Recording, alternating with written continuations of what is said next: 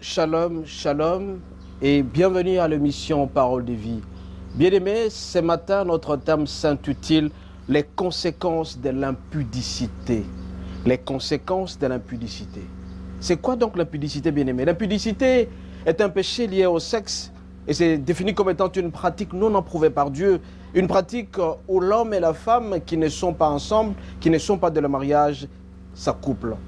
C'est des rapports intimes entre deux personnes non mariées, je veux dire. Donc l'impudicité, c'est une pratique non approuvée par Dieu. Mais pour voir un peu les conséquences, bien-aimés, nous allons demander au Seigneur de nous accorder l'intelligence et la sagesse et que le Saint-Esprit nous guide lors de cet échange afin que ceux-là qui vont écouter cette parole, bien-aimés, soient édifiés et qui se rendent du péché. Nous allons prier.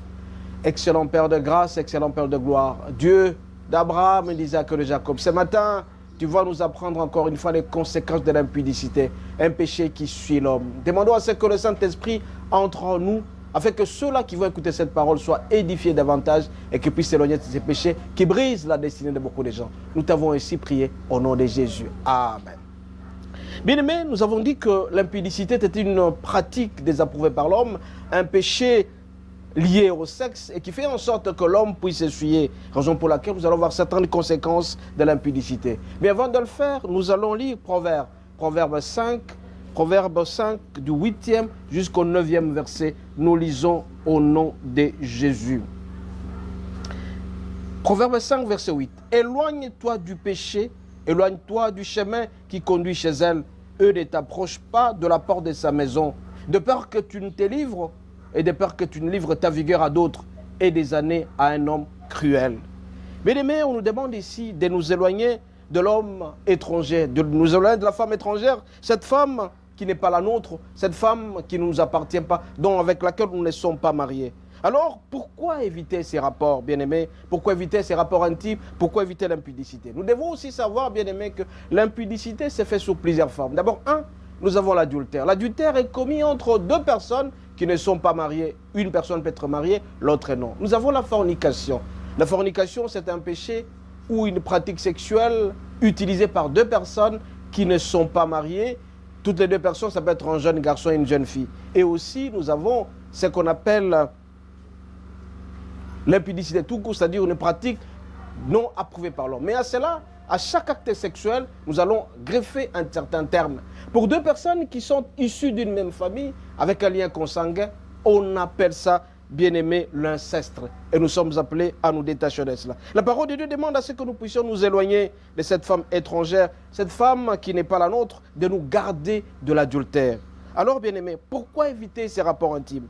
La raison, tout simplement, la parole de Dieu est claire, de peur que nos années, de peur que notre vigueur ne devienne propriété d'un homme cruel. C'est-à-dire en nous accouplant avec un homme qui n'est pas le nôtre, avec une femme qui n'est pas la nôtre, bien aimé, nous allons nous transférer certains éléments impurs.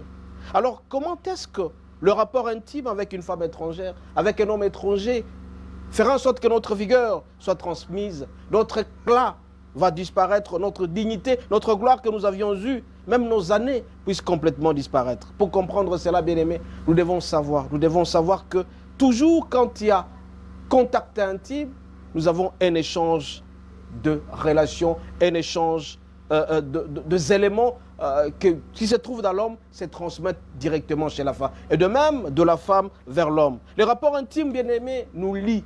Les rapports intimes nous attachent à une personne avec laquelle on s'unit. Raison pour laquelle on dit de pouvoir fuir, de pouvoir nous détacher de ces péchés-là. Ces conséquences sont très nombreuses, bien-aimés. Lorsqu'on a des rapports intimes avec une femme étrangère, avec un homme étranger, on devient donc cette personne-là, on devient une seule chair.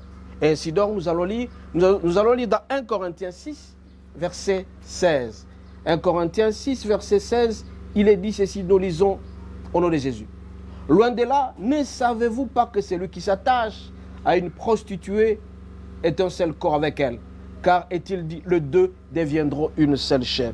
Bien-aimé, quand l'homme se concentre à commettre l'impudicité, il donnera à la fois son âme, il donnera à la fois son cœur, il donnera en même temps son esprit. Donc, le fait que les deux soient ensemble, c'est la transmission. Vous allez devenir une seule chair. Et donc, si jamais la personne était diabolique, vous aussi, vous allez devenir diabolique. Raison pour laquelle notre corps, notre âme doit être le temple du Christ. Quand on s'unit avec quelqu'un qu'on ne connaît pas, on unit son âme, on unit aussi sa vie.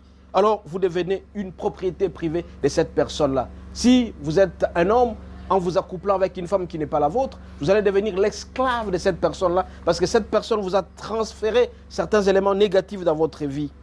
Bien-aimés, il n'y a que le mariage seul qui est un lieu privilégié pour les relations sexuelles. Les relations intimes doivent se faire uniquement dans le mariage. C'est le lieu même où Dieu a préparé. Mais en dehors du mariage, bien-aimés, c'est un danger. Et les conséquences de l'adultère sont justes. Et celui qui s'adonne à l'impudicité, celui qui s'adonne à la fornication, à l'adultère, il verra que sa vie risque de s'enflammer dans le côté négatif. Vous allez donner le pouvoir à cette femme ou à cet homme qui va commencer à te contrôler parce que tu as eu des relations intimes avec cette femme-là. Et tu verras, bien-aimé, que ton avenir risque d'être brisé, ta destinée sera brisée. Tu vas t'empêcher toi-même à fonctionner normalement au maximum. Ta destinée risque d'être brisée, d'être arrêtée. Tu vas toi-même saboter ta vie. Toi-même, tu verras en sorte que ta vie ne va plus avancer parce que tu t'es uni avec une personne qui n'est pas la nôtre. Raison pour laquelle on nous demande de nous éloigner de cette personne-là. La personne qui n'est pas la nôtre, la personne impudique, la personne, une femme qui n'est pas la nôtre, un homme qui n'est pas le nôtre, nous devons nous détacher de cette personne-là. Bien-aimés, si vous allez avec une femme qui n'est pas la vôtre, hors du mariage, vous allez appartenir à cette personne-là. Il suffit ensuite que cette femme puisse aller avec une autre personne. Vous devenez une seule chair avec cette personne. Et donc votre force, votre vigueur, votre énergie va s'envoler et vous deviendrez de plus en plus malheureux parce que tout simplement votre force, vous avez donné à cette personne-là. Et vous allez constater au fur et à mesure que vous avez à cette pratique-là, vos années vont s'envoler et vous deviendrez de plus en plus malheureux. Donc, bien aimé, votre avenir risque d'être aspiré. Vous deviendrez alors l'esclave de cette personne parce que cette personne vous a transféré beaucoup de démons négatifs dans votre vie. Votre vie risque de tourner en rond. Vous ne saurez pas avancer parce que votre vie sera brisée par l'impudicité, qui est un péché qui se commet dans l'homme. C'est un péché qui ne se commet pas à l'extérieur. Donc vous allez vous unir avec cette personne. Votre âme sera unique. Votre esprit sera unique avec cette personne-là. Et tout ce que vous avez dans votre corps sera transféré. Le Seigneur le veut à ce que nous puissions prendre du recul par rapport à cela.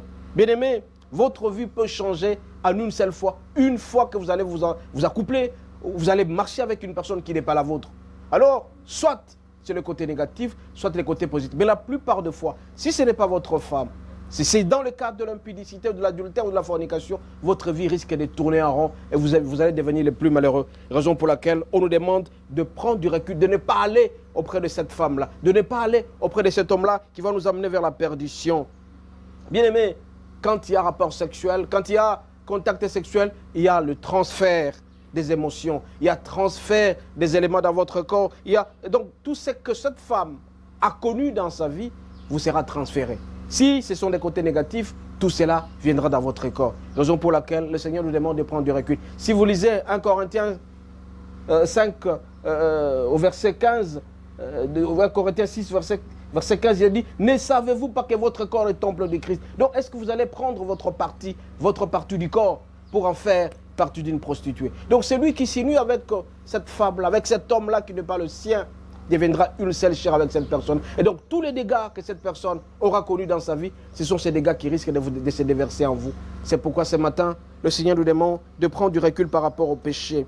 Alors, dans ces rapports intimes, bien-aimés, il y a transfert émotionnel, il y a transfert spirituel entre vous et cette femme-là. Il n'a donc plus uniquement contact avec cette personne-là, mais avec toutes les personnes que cette personne a eues dans sa vie. Bien-aimés, le Seigneur nous demande à ce que nous puissions tout simplement nous unir avec Dieu.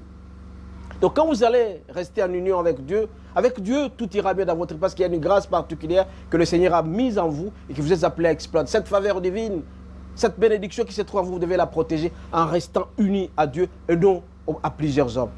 Et le lieu idéal, bien-aimé, pour ces rapports intimes reste toujours le mariage.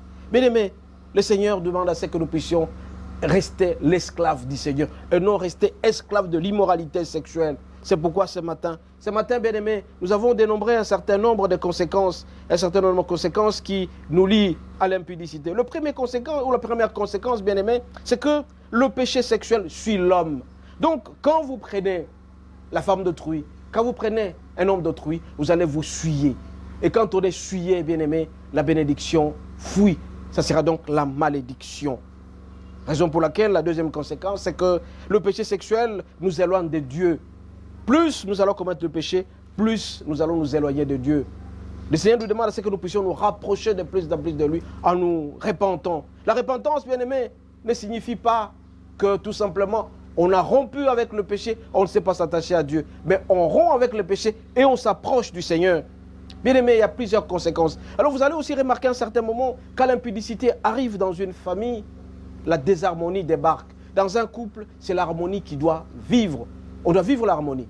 Et l'harmonie, on l'acquiert au fur et à mesure qu'on reste ensemble. Cette harmonie entre l'homme et la femme doit rester longtemps pour que la bénédiction suive. Vous allez remarquer quand l'homme commence à faire n'importe quoi à l'extérieur de son foyer, ce sont les enfants qui commencent à empathique parce que la colère entre dans le cœur de la femme. Raison pour laquelle, bien aimé, pour vivre dans l'harmonie avec Dieu, nous devons éviter de commettre l'impudicité. La colère vient mettre une désharmonie dans le foyer. Et avec la désharmonie, les conséquences seront très négatives. En plus de cela, pour vivre dans l'harmonie, bien aimé, notre vie doit être fondée dans la parole de Dieu. C'est seulement la parole de Dieu qui peut faire en sorte que l'homme ait peur de sortir, ait peur d'aller en dehors de son épouse, que la femme ait peur d'aller en dehors de son mari. Raison pour laquelle ce matin, bien aimé, nous sommes en train de parler des conséquences de l'impudicité. L'impudicité amène la désharmonie dans le foyer. Et quand il y a des harmonies, les bénédictions vont partir et vous ne serez plus bénis. La bénédiction dépend de la manière dont nous nous comportons. Plus nous allons nous attacher à Dieu, plus nous allons nous attacher aussi à notre enfant et nous serons très heureux. Bien aimé, à part les conséquences, le fait que nous sommes souillés, nous allons nous séparer du Christ parce que nous avons commis l'impudicité.